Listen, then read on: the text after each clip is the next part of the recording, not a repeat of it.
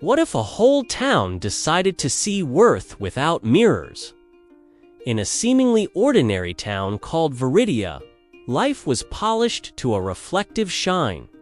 Mirrors were everywhere, not just on walls, but in the very fabric of daily existence. You'd find them in the glossy storefronts lining Main Street, in the sleek elevators of office buildings, and in the compacts tucked away in every purse and pocket. They were in the gym, lining every wall, creating an endless gallery of effort and sweat. And of course, they were on phones, the black mirrors we carry, where selfie cameras offered an instant, filtered version of ourselves. People in Viridia checked their reflections more often than they checked on each other. A quick glance in a car's side mirror wasn't for safety, but for a last-minute hair check. A pause by a shop window wasn't to admire the display, but to inspect their own outfit. The town ran on a currency of appearance, and so the compliments reflected this reality. They were like quick, surface-level snapshots. You'd hear, "You look so good today," as friends met for coffee. Or, "Wow, have you lost weight? You look amazing." At the grocery store, "Nice clothes" was a common greeting, a verbal nod to a well-chosen outfit. It was all about the exterior, the visible, the things that could be assessed in a fleeting moment. But what was rarely heard, what was almost a foreign language, were compliments that reached deeper. Words like, "You are so kind," were scarce. Phrases like, "You are incredibly brave for facing that," or, "You really made my day better just by being you," were treasures buried deep beneath layers of superficial praise. The town had forgotten how to compliment the soul because it was too busy admiring the shell. It wasn't malicious. It was just a habit, a comfortable, shiny routine that kept everyone looking good, but perhaps not feeling truly seen. Then, one Tuesday morning, something strange happened. It wasn't a storm, a blackout, or any kind of dramatic disaster. It was quiet, subtle, and utterly perplexing.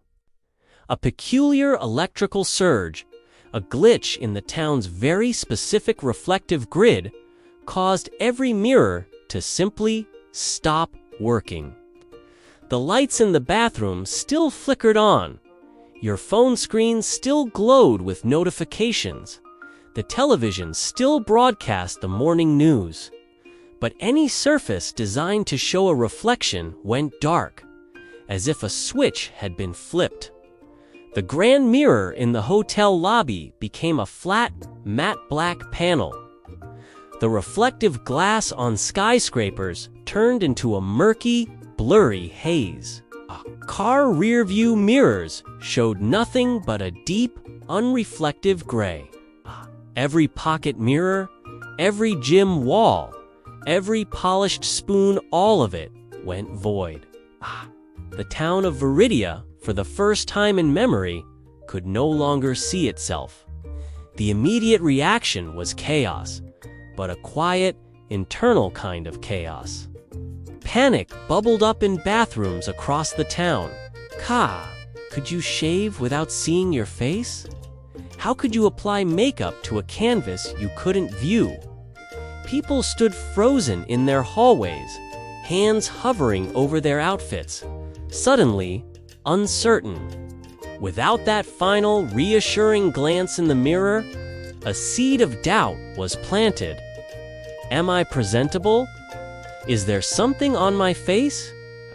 Do I look okay? That simple act of self-verification, a ritual performed countless times a day, was gone.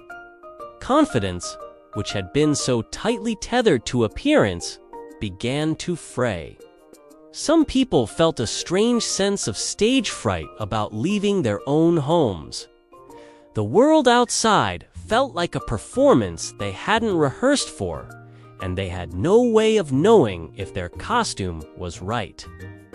The town felt naked, exposed, not for what they were wearing, but for the sudden inability to control how they were seen. But as the hours turned into days, a slow, almost imperceptible shift began to take place.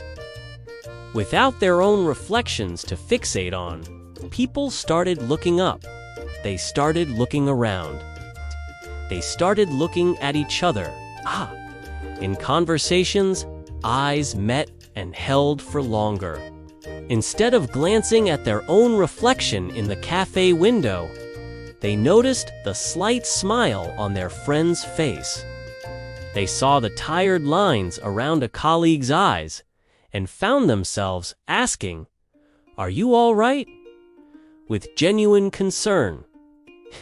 The focus had shifted from self-assessment to mutual observation. Became more meaningful. "How are you?"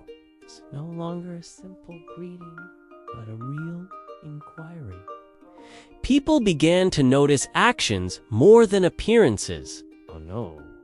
They saw the neighbor who carried groceries for an elderly resident. Oh no.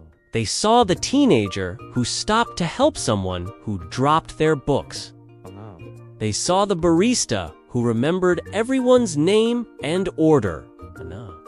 The town's gaze turned outward, and in doing so, they began to see the world and each other in high definition for the first time.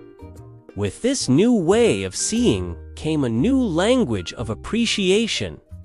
The old compliments, tied to appearance, faded away like the reflections they were born from. In their place, something far more substantial began to grow. At the community garden, you'd hear, "Thank you for helping me with these weeds. Your patience is amazing." After a difficult meeting at work, a colleague might say, "The way you handle pressure is inspiring. You never give up, even when it's hard." A child might hug their parent and say, "I feel safe when you're here." Friends started celebrating each other's qualities. "You always make me laugh, even on my worst days," became the highest form of praise. "You are so thoughtful," or "I admire how you always try again," replaced the hollow echoes of nice shoes. These weren't compliments about what people looked like. They were acknowledgments of who people were. One was a small, solid brick, building a foundation of community and connection that was far stronger than any polished surface. 1 month later, as quietly as they had vanished, the reflections returned. The power problem was fixed. A woman, getting ready for work, glanced up and saw her face in the bathroom mirror. But she didn't just see a face. She saw the person who had sat with a crying friend the night before. A man adjusting his tie saw not just a suit, but a father who had patiently taught his daughter to ride a bike that weekend. When the people of Viridia looked into their mirrors, they saw something deeper. They saw not just a face, but a life, a story, a person defined by small, quiet acts of goodness. The reflections were back, but they no longer held the same power.